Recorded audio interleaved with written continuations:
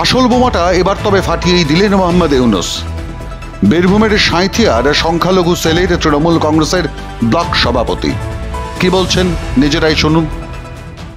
বীরভূম জেলায় যে লোকসভা নির্বাচন হয়ে গেল, আমার বলতে কোনো দ্বিধা নেই যে আমরা দুটি জায়গায় খুব ভালোভাবে প্রমাণ পেয়ে গেছি যে জনপ্রিয় নেতা ঠিক কাদের বীরভূম জেলায় বলতে হয়। সেটা হচ্ছে এক কাজল শেখ দেখিয়েছে নানুরে, আর দ্বিতীয় নম্বর দেখিয়েছে নুরুল দা এই পাশেই শিউরি 2 নম্বর ব্লকে। যে মাত্র 67,000 ভোটার একটা ব্লকে, 67,000 টোটাল ভোটার, সেই ভোটারের 27,000 ভোটে উনি লিড দিয়েছেন। এটা ভাবা যায়? আমার তো মনে হয় বীরভূম জেলার শুধু নয়, সারা পশ্চিমবঙ্গের কয়েকটা ব্লকের মধ্যে অন্যতম। এই হচ্ছে নুরুল দা রিজাল্ট। আর আপনি চলে যান নানুরে কাজল শেখ। এটাই হচ্ছে সঠিক তৃণমূল, মানুষের তৃণমূল, শুধু মুসলিমদের তৃণমূল নয়। 21শে জুলাইয়ের প্রস্তুতি সভায় এমন মন্তব্যে হতবাক বীরভূমের নেতারা। মোহাম্মদ ইউনূস অবশ্য এখানেই থামেননি। তিনি জানিয়েছেন জেলার দুটি অঞ্চল শিউরি আর নানুর, এই কারণেই সবচেয়ে ভালো ফল করেছে তৃণমূল কংগ্রেস। শিউরি ব্লকে 67,000 ভোটারের ব্লকে এই অঙ্কেই নাকি 27,000-এর লিড নিয়েছে তৃণমূল। আর নানুর তো কাজল শেখের নিজস্ব এলাকা। কিন্তু সংখ্যায় গুরু যারা বড় বড় পদ নিয়ে বসে আছেন, তাদেরকে আমাদেরকে একটু চোখে আঙুল দিয়ে বুঝিয়ে দিতে হবে যে আপনারা বুথেই জিততে পারছেন না, তো জেলায় আবার কি দায়িত্ব নেবেন? বড় বড় সব কোর কমিটি হয়েও বসে আছেন। এগুলো কিন্তু আমাদের ভাবতে হবে।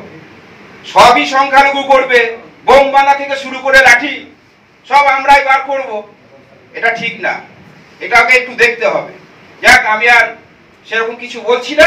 মোট কথা 21 তারিখে আমরা যাচ্ছি, তো কাজীদা জানেন আমরা বিশ্বভারতী ধরে যাব। ইউনূস বুঝিয়ে দিয়েছেন সব মুসলিম যে শুধু মমতার দলকেই ভোট দিয়েছেন এমন নয়, সনাতনীরাও দিয়েছেন। অর্থাৎ কিনা দিতে বাধ্য করা হয়েছে। কিভাবে? সেই মুসলিম যুবকদের হাতে বোমা আর লাঠি ধরিয়ে, যার অর্থ মুসলিম সম্প্রদায়কে শুধু ভোটে জেতানোর যোদ্ধা হিসেবে ব্যবহার করছে জেলার তৃণমূল কংগ্রেস নেতারা। আর তার জয়ের মধু খাচ্ছে কোর কমিটির লোকেরা, যারা নিজেদের বুথেই হারে। বীরভূম জেলায় যে লোকসভা নির্বাচন হয়ে গেল, আমার বলতে কোনো দ্বিধা নেই যে আমরা দুটি জায়গায় খুব ভালোভাবে প্রমাণ পেয়ে গেছি যে জনপ্রিয় নেতা ঠিক কাদের বীরভূম জেলায় বলতে হয়। সেটা হচ্ছে এক কাজল শেখ দেখিয়েছে নানুরে, আর দ্বিতীয় নম্বর দেখিয়েছে নুরুল দা এই পাশেই শিউরি 2 নম্বর ব্লকে। যে মাত্র 67,000 ভোটার একটা ব্লকে, 67,000 টোটাল ভোটার, সেই ভোটারের 27,000 ভোটে উনি লিড দিয়েছেন। এটা ভাবা যায়? আমার তো মনে হয় বীরভূম জেলার শুধু নয়, সারা পশ্চিমবঙ্গের কয়েকটা ব্লকের মধ্যে অন্যতম। এই হচ্ছে নুরুল দা রিজাল্ট। আর আপনি চলে যান নানুরে কাজল শেখ। এটাই হচ্ছে সঠিক তৃণমূল, মানুষের তৃণমূল, শুধু মুসলিমদের তৃণমূল নয়। তাহলে কি কোর কমিটিতে যোদ্ধা মুসলিম রাখার দাবি তুললেন মোহাম্মদ ইউনূস? যদিও তা মানতে রাজি নন কাজল শেখ। তার দাবি মমতার কর্মসূচি দেখেই ভোট হয়েছে বীরভূমে। বাঞ্ছনীয় অবশ্যই নয়, তবুও ও যে কথাটা বলেছে এ কথাটা পরিপ্রেক্ষিতে আমি এটাই বলবো যে আমার যা কোর কমিটির সদস্য আমরা যারা আছি বীরভূম জেলা পরিষদে, বীরভূম জেলার, আমরা সকলে বিষয়টি নিয়ে আলোচনা করব এবং এইসব বিষয়গুলো থেকে তারা যে বক্তব্য রাখছে ওপেন স্টেজে, এগুলো দলের আভ্যন্তরীণ বিষয়। দলের নিজেদের মধ্যে মমতা বন্দ্যোপাধ্যায়, অভিষেক বন্দ্যোপাধ্যায় মমতা প্রার্থী ভোট দিয়েছে। এখানে বোম, গুলি, লাঠি কোনো কিছুরই প্রয়োজন হয়নি, কোনো ধোঁকাবাজি প্রয়োজন হয়নি, অর্থের বিনিময়ে ভোট হয়নি, সাম্প্রদায়িকতা ভিত্তিতে ভোট হয়নি। মানুষ নিজের ভোট নিজে দিয়েছে। তবে সাম্প্রতিক একটি তথ্য জানাচ্ছে লোকসভা নির্বাচনের আগের 2 মাসে শুধুমাত্র বীরভূম জেলার বিভিন্ন অঞ্চল থেকে তাজা বোমা, বোমা বাঁধার সামগ্রী, বারুদ, আগ্নেয়াস্ত্র উদ্ধার হয়েছে। নির্বাচনের আগের 2 মাসে এমন একটা দিনও যায়নি যেদিন জেলার অন্তত 2টি জায়গা থেকে বোমা বা বোমা বাঁধার সামগ্রী উদ্ধার হয়নি।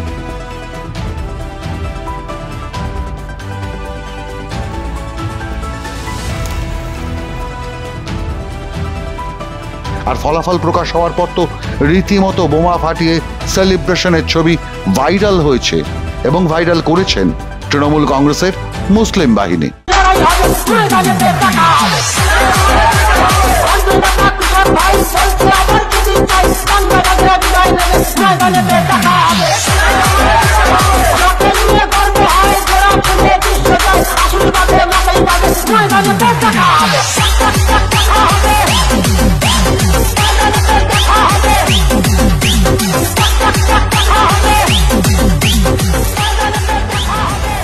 যদিও তৃণমূলের আসল কথা বাইরে বেরিয়ে আসায় খুশি বিজেপি। বিজেপির জেলা সভাপতির দাবি, বড় দেরিতে বোধোদয় হয়েছে বীরভূমের মুসলমান সমাজের।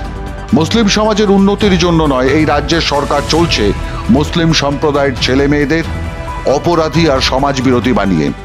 বোধোদয় হচ্ছে যাদের, তো তারা ভোটের আগে কেন বোধোদয় হচ্ছে না? তাদের তো সেই সব শিয়ালের হুক্কি হওয়া একটা জায়গায় পরিণত হয়ে যাচ্ছে। তারা তো সেই সময় এই কথাগুলো ভাবছে না, আর তাদের মনের মধ্যে বিজেপির ভয়ের জুজু দেখাচ্ছে তৃণমূলের এই কোর কমিটির তথাকথিত নেতারা, যে বিজেপি আসবে তোদের তারা।